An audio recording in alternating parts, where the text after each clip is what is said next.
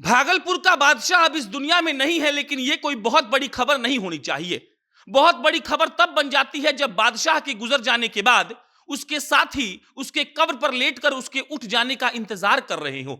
यह कहानी भागलपुर की है।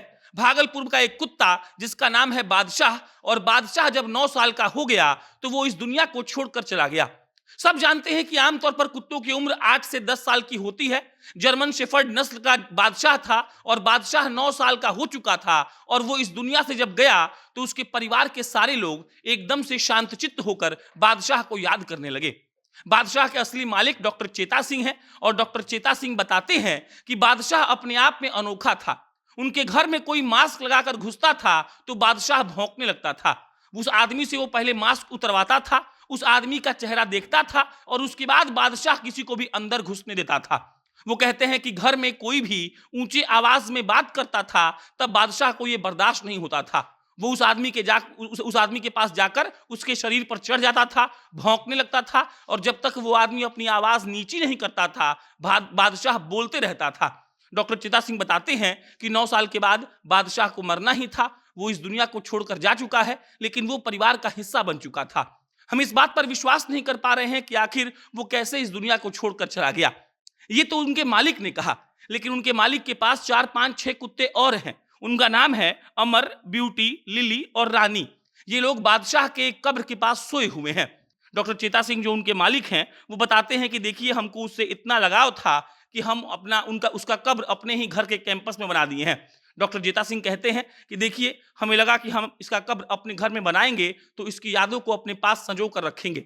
डॉक्टर साहब ने बादशाह का कब्र अपने घर के कैंपस में बना दिया, और उसके बाद जो उनके घर पर रहने वाले अन्य कुत्ते हैं वो बादशाह के कब्र पर कई दिनों से लेटे हुए हैं।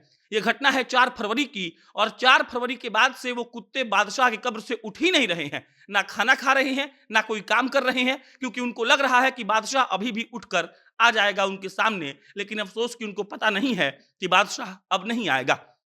डॉक्टर जीता सिंह कहते हैं कि बादशाह इतने काम का था कि अगर आपस में कुत्ते जो घर में थे वो भी लड़ते थे, तब भी बादशाह उनको शांत करवा देता था। बादशाह को सब सरदार मानते थे। उनके पास जितने भी कुत्ते थे, बादशाह उनमें से सबसे बड़ा था। और भागलपुर के जीता सिंह बताते हैं कि उसके जैसा वफादार जानवर हमने आज तक देखा ही नहीं।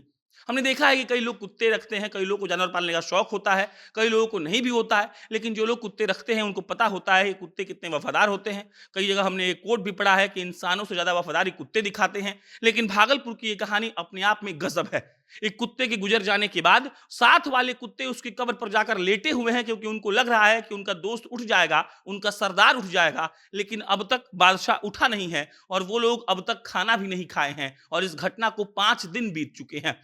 4 फरवरी को जीता सिंह बताते हैं कि बादशाह इस दुनिया को छोड़कर चला गया, और आज 10 फरवरी है, और 10 फरवरी यानी कि 6 दिनों से जो घर में कुत्ते हैं वो उसके कब्र के पास लेटे हुए हैं, बारी बारी से लेट रहे हैं। बादशाह का जो बेटा है, एंथनी नाम रखा है उसका जीता सिंह ने, वो तो वहां से उठ ही नहीं रहा। उसको लग रहा है कि अब ये उठ जाएगा, लेकिन असलियत ये है कि बादशाह काल के गाल में समा चुका है और कभी भी उनके पास वापस नहीं आने वाला है।